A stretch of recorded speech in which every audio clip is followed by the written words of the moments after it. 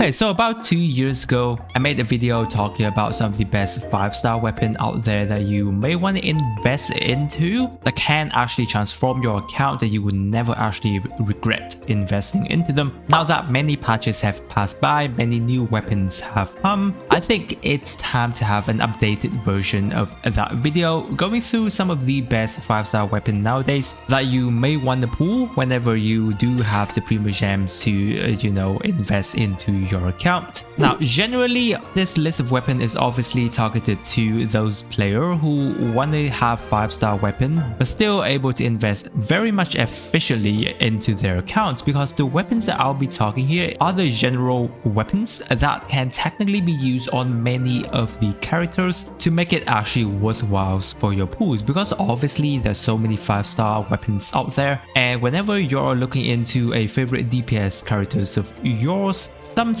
the signature weapons that runs along with them is not going to be able to be used on other characters, which is why we have this list here. And I also love this list because I also follow them and try to pull for the weapon as well whenever they do actually comes back. So first off, we're going to be looking into the support weapon categories. Now these are the weapons that are geared toward you being able to hold on to your support character, and these weapons passive have access to the ability to enhance your whole team, which is generally very valuable for your account. Alright, so first off we have the Freedom Sword. Now Freedom Sword has been around for a pretty long time. I think it came out alongside with Kazuha back then if I'm not mistaken. This sword is a very powerful sword because even if you are giving it to your support character, it does give you EM, which obviously helps you to do a bit more damage. Overall, the more important thing is how much of a potential it's got into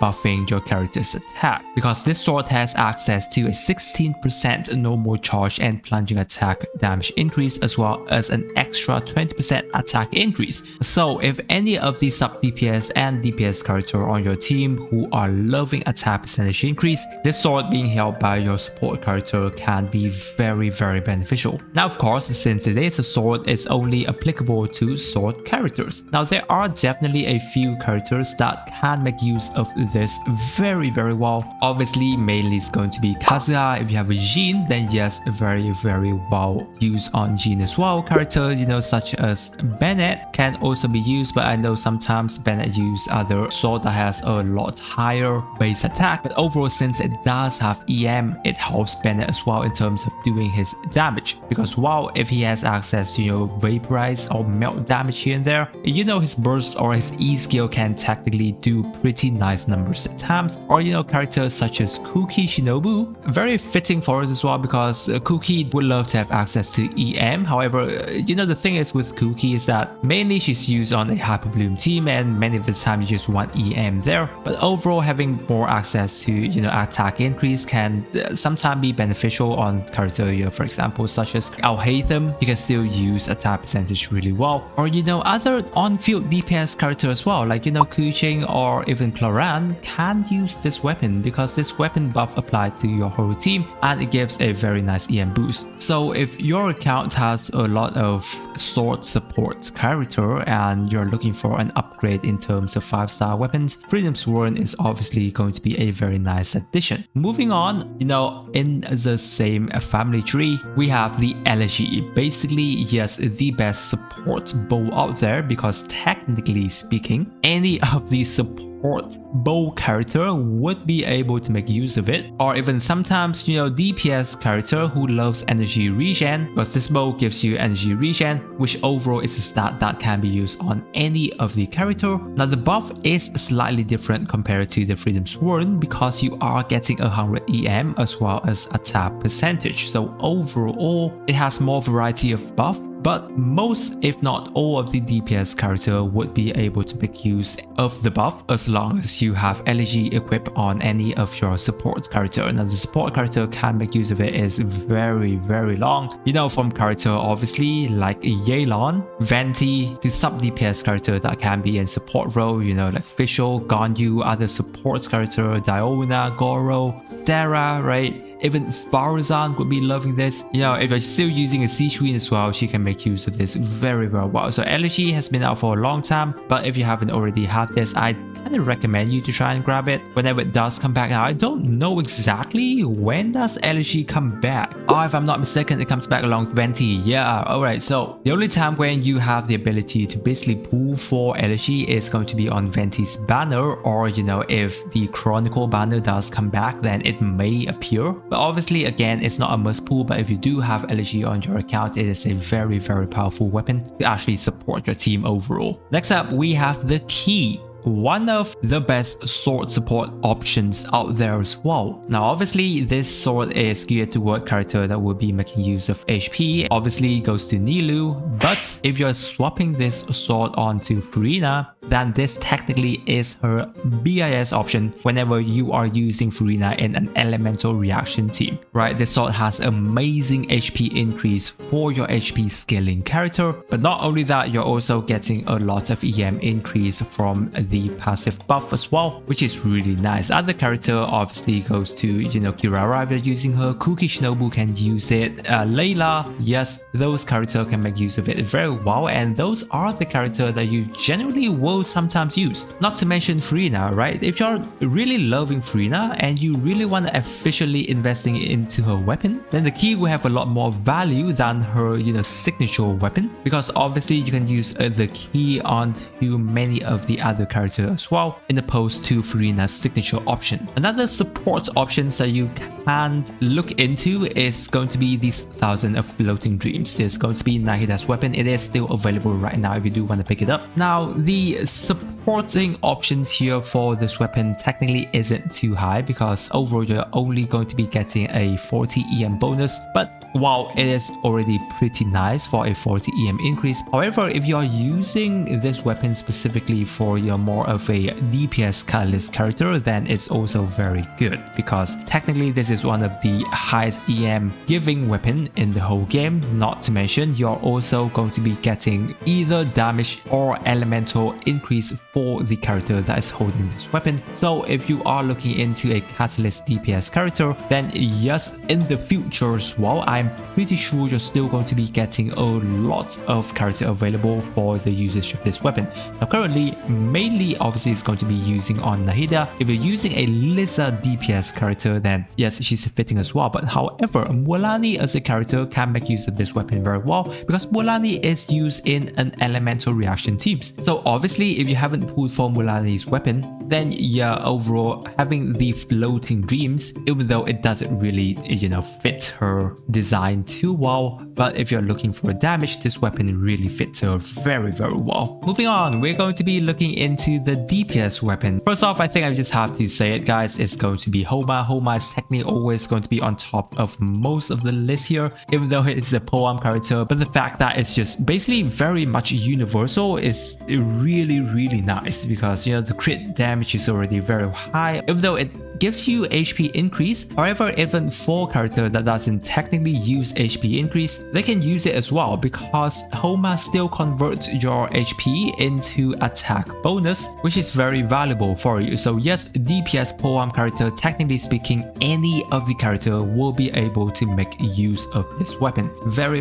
nice out there. Again guys, it is still available alongside with the 1000 Floating Dreams. I think, as I've mentioned before, the current weapon banner does have very nice value for you in terms of efficiency whenever you're using Primo Gems, and especially when the weapon banner already has a very good increase of a rate. This is one of the best time for you to pull on weapon banner if you are wanting to pull for a specific weapon. Other than that, we have the Misplitter, also in very much similar categories when it comes to using on a DPS sword character, right? The crit damage great, you get a lot of elemental damage bonus, and the way for you to trigger it is technically very easy, right? One normal attack, one elemental damage. Now obviously your normal attack has to deal elemental damage for you to get one stack, but guys, nowadays most of the character has access to that, right? And the other one is just basically you casting your burst and having your energy less than 100%, then you're getting the maximum stack. So most of the DPS sword character out there can use it. However,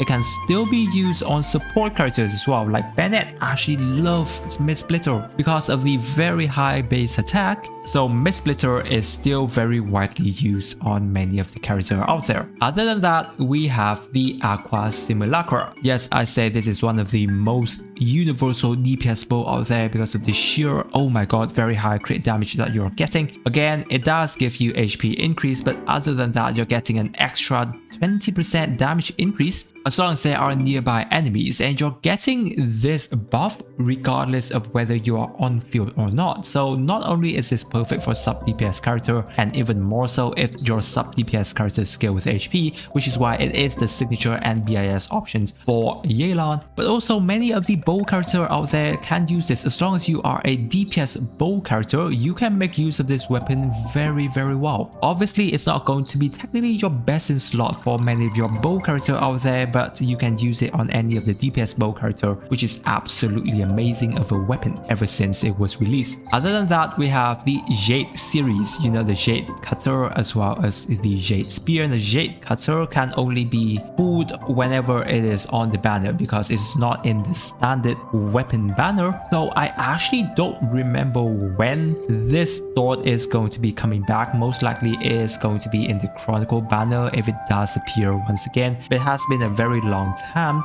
so I know that many of us don't have access to this, but looking at the amount of crit rate you are actually having, as well as how good this weapon looks, this is absolutely one of my most favorite sword in the whole game. The passive, everyone can technically use it. So many characters can use this weapon. I am very much loving the Jade Cutter ever since it was released, and as well as the Jade Spear, very widely used spear as well. Many characters can use it. Obviously, you do have to be on field to get the maximum, you know, passive buff from this weapon, but considering that it is in the standard weapon banner, you don't really have the standard banner. You technically don't really have to search for it, and maybe sometimes down the line you will be able to get this weapon, but overall it is still on the list because of how universal it is of a DPS polearm weapon out there for you guys to use. And talking about widely used standard weapon as well, I can't go without talking about the Wolf Gravestone. Now the reason why it is here on the list is that it's technically one of the few only claymore weapon that can be used on mostly any of the claymore character, even for support character, because this thing has access to buffing your whole team on its passive. That 40% attack increase for 12 seconds is actually pretty nuts. Now it does have, you know, kind of like an 18-second cooldown, which is overall not really too good, but considering that it is a standard weapon and can be used on basically any of the DPS claymore character out there, it's just still worthwhile of a mention for me here on this specific list. So Wolf Gravestone, still a very good standard options for you guys to get. Now other than that, we do have some honorable mentions that I do want to mention out there. The honorable mentions are the weapons that I obviously don't recommend you to actively go for and pull for it unless it's specifically pulling for the character that it is designed for. However, these are the weapons that is technically more okay if you do happen to get it on your lost pool. So if it does happen to be right next to the weapon on the weapon banner that you're planning to pull for, it is an acceptable loss if you do get these weapons. First off, we have the Absolutions. Now this sword is purely going to be a stat stick on most of your DPS character. Obviously it is designed for Claran. However, the passive is really nice in that it does give you, you know, crit damage, but overall you're getting an extra crit damage increase on the passive for 20%. I have no idea why they designed the weapon like this, but you know, very high base attack and you're getting like a 64% crit damage for you is just pretty much worthwhile. Now obviously I don't think you're going to be able to make use of the Bond of Life damage increase, but overall a pure stat stick if you do happen to get this weapon. Next up, an interesting options that it would be nice for you to have on your account as well is the Engulfing Lightning, because many of the support or even DPS character, you know, can and would like to have energy regen, but the good thing about this is that this weapon converts your energy regen regen into getting more attacking power. So obviously it's not going to be as widely used as some of the one that I have mentioned on the list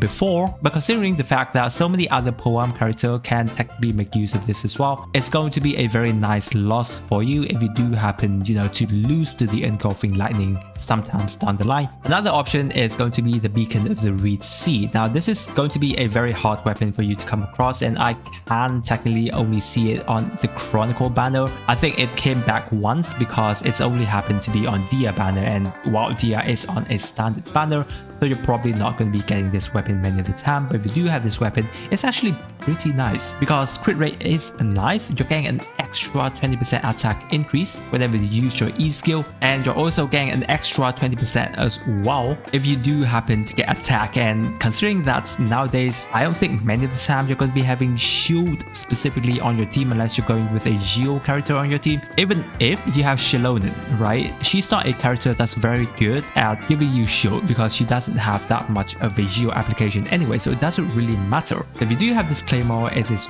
rather nice. Now, talking about Shilonen, the Peak Patrol song technically has some value here. Now, if you are already pulling for a Peak Patrol song, it's going to be geared toward Shilonen, right? However, this weapon can be used on some of the other support characters as well if you do want it. Specifically when it comes down to support character that, you don't mind having defense built onto them, as long as they are already having their energy recharge level to a pretty nice amount to make sure that their elemental burst to support your team is already on. But if you do build their defensive stats, you will have more elemental damage bonus buff for your team, which is technically pretty nice. Now, other than that, I do want to talk about the Thundering Pulse and the Polar Star. I think these two bow are on very similar terms in terms of who you can use it for, right? Because most of the time these weapons can only be used on character that uses a lot of normal attack. Now the Polar Star is slightly more universal, but basically they are pretty much on the same term. However, if your DPS bow character can make use of these weapons, I think it is also a very nice bow options if you do happen to lose on it. So overall guys, those are going to be my updated 5-star weapon investment list if you do have the ability to invest into your account. Now obviously weapons investment technically always going to be coming down to last if you don't really have anything else to be investing in onto your account. Obviously if you do have the Primo Gems to invest, then trying to look into character constellations is generally going to be much more efficient when it comes to investment onto your account, which is already a video topic that I have just posted on my last video posting. So if you are interested on that, be sure to check out the video, as I'm sure it will be very valuable to you. If you do have any comments, discussion, or questions, leave it out in the comment section, as I or some lovely other Genshin player will get to you there. I really appreciate you guys staying with me to this part of the video. Don't forget to subscribe to my channel to not miss out on my future videos. With that, I wish you a super day, and I will catch you on my next video.